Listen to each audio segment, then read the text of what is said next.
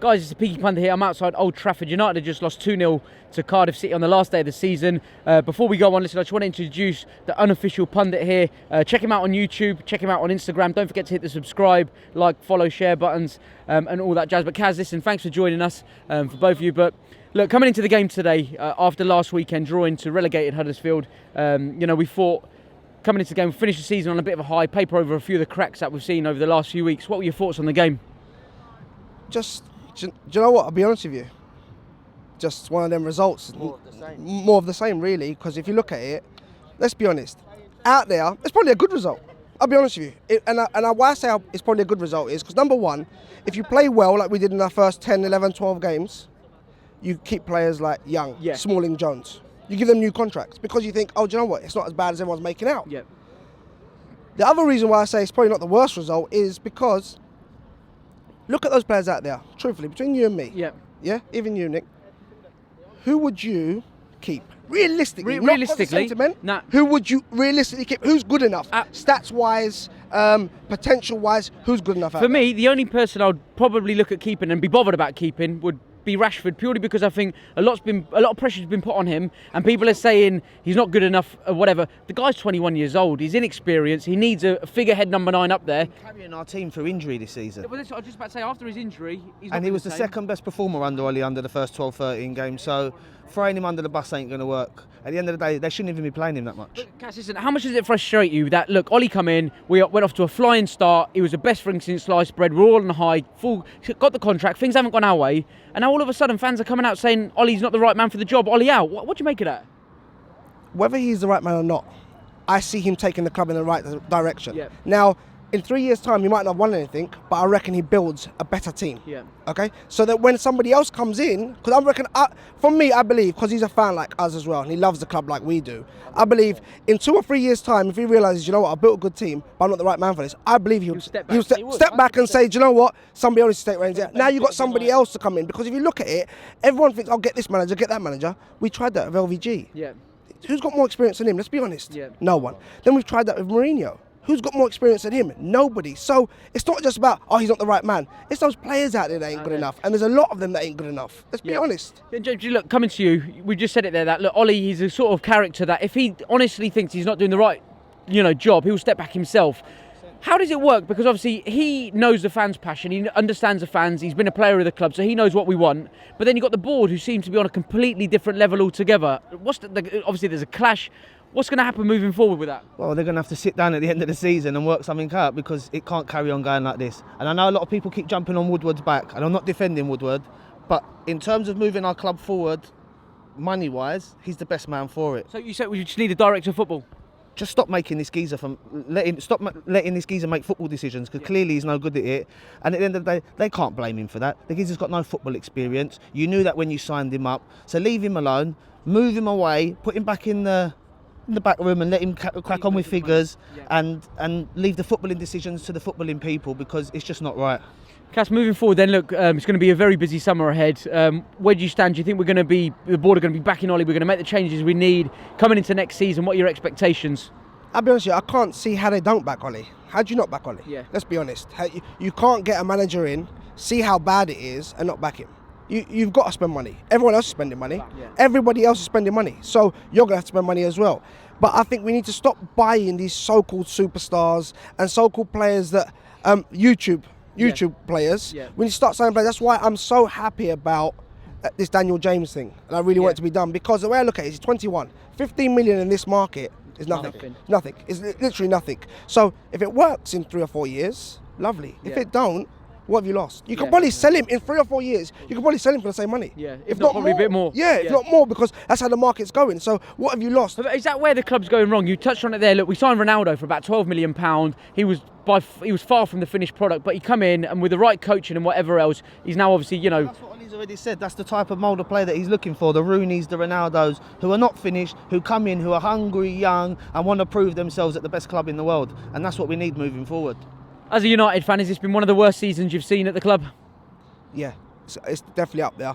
Obviously, around 2005, we had a really bad season as well, but the only difference was we was always going to finish in the top 3 or 4.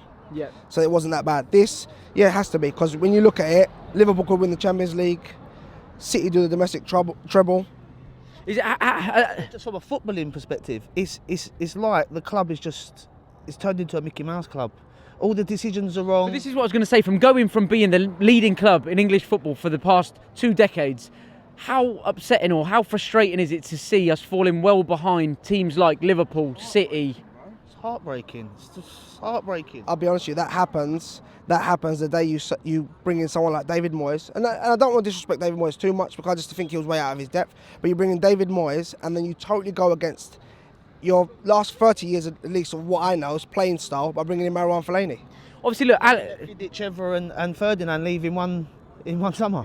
But look, Sir Alex Ferguson obviously made the decision to bring Moyes in. So just going back to that, do you think Fergie or Sir Alex Ferguson, felt, genuinely confident in him being the man to take this club forward? I think, do you know what? I love Fergie, and some people might jump on me for saying this, but for me, that was a win-win situation for Fergie.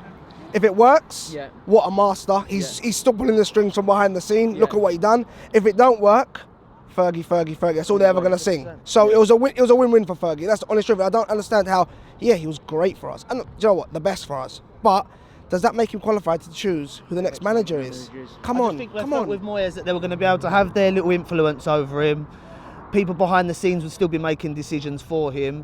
But then he threw himself under the bus straight away when he came in. He got rid of all the backroom staff, brought in his own people from Everton, and it just went downhill from then. And then you could have bought Fellaini for, was it 15 million?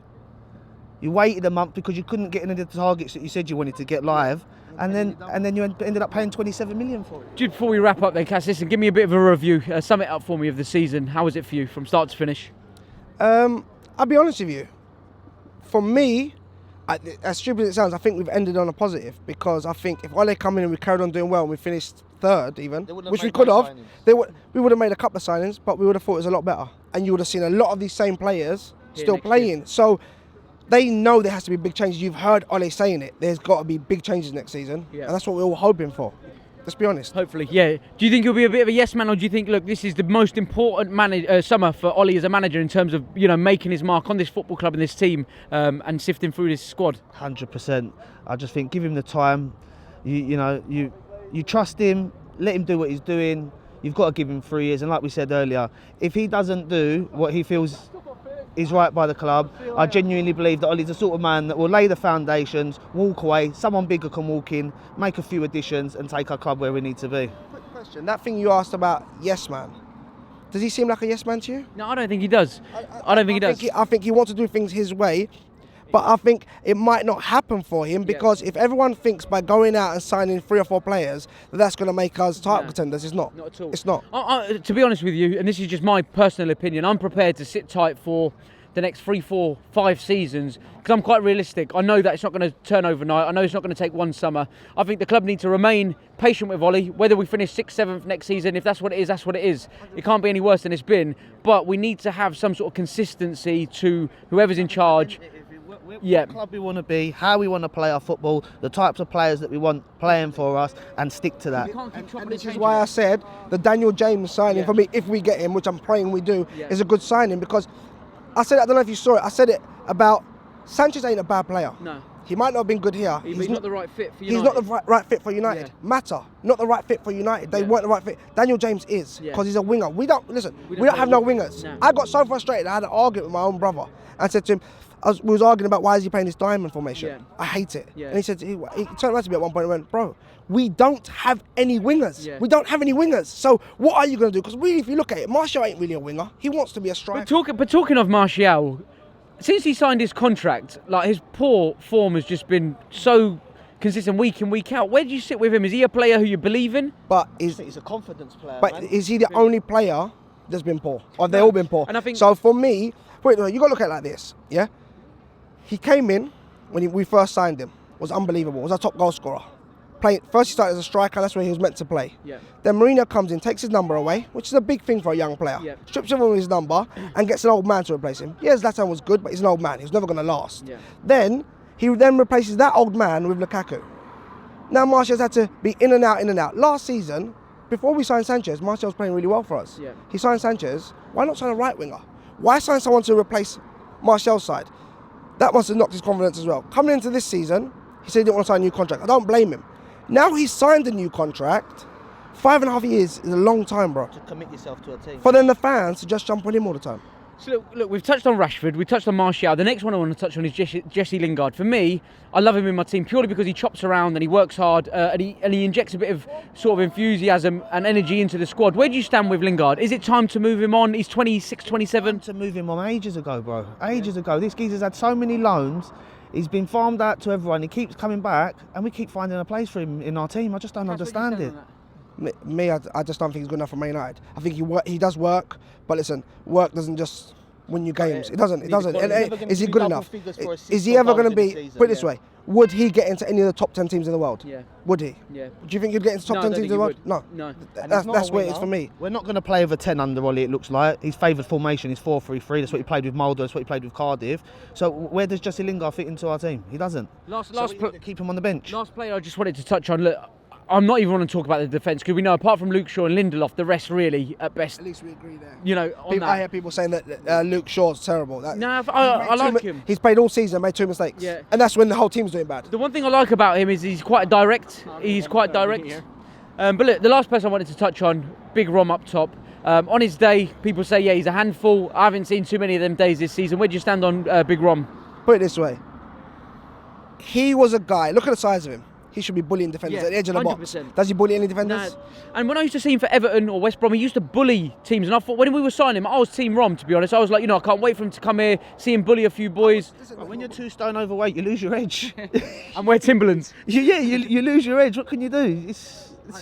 It is what it is. That's my opinion. I think he's a good player. He's a bit unlucky that we don't create enough, but I just don't think he's good enough for Man United. I'm looking at Man United now. Number 9s we've ever had over the years. And this is the thing. I think if we had a world class or a decent number 9, then Rashford performs. When Zlatan was here, Rashford was mustard for me because of he had someone to look up to. He had someone protect him a little bit on the pitch. What do you reckon? You need those figures. It's like I said. Listen, why I feel a bit sorry for people like Smalling and Jones and some of these defenders is because they never had anyone to look up to. Someone like Rio should have stayed on to teach them.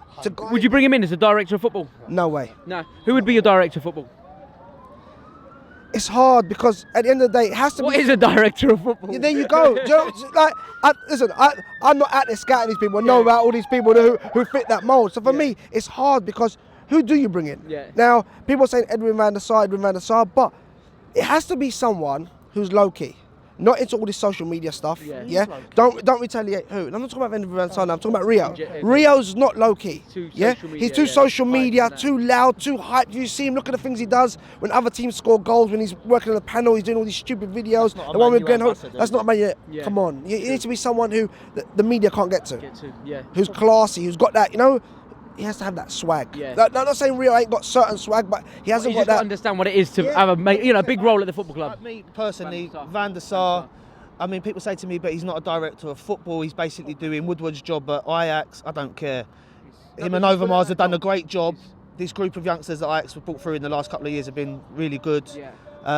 He's got a connection with the club. He understands what it is to represent United. And the only other person I've mentioned to him previously was Laurent Blanc. Laurent Blanc, bringing him in. But guys, listen, look, thanks for your time. Don't forget, hit up the Unofficial Pundit on all the socials. Thanks for your thoughts, guys, and we'll catch up with you guys next season, yeah? Nice one, yeah? Guys, thanks for checking out the latest Fancam. Don't forget to subscribe on all the socials at Peaky Pundit to keep up to date with all the latest content. Also, if you haven't already,